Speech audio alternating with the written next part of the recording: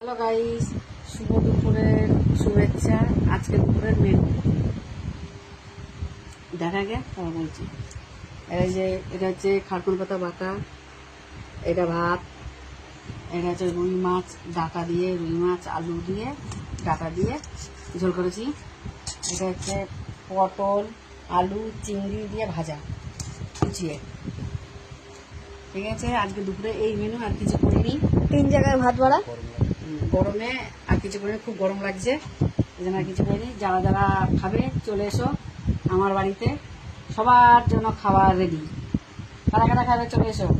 এই যে মাছের ঝোল ডাটা দিয়ে আলু দিয়ে, দেখেন মাছটা কাউ দিয়ে মাছটা এই কেমন হয়েছে কমেন্ট একটু জানাবে কেমন হয়েছে, তরকারিটা দেখতে কেমন লাগছে। আর এই যে খারকুল পাতা বাটা কারা কারা খাবে চলে আসবে, আমি বেটে দেবো, সবাই খাবে।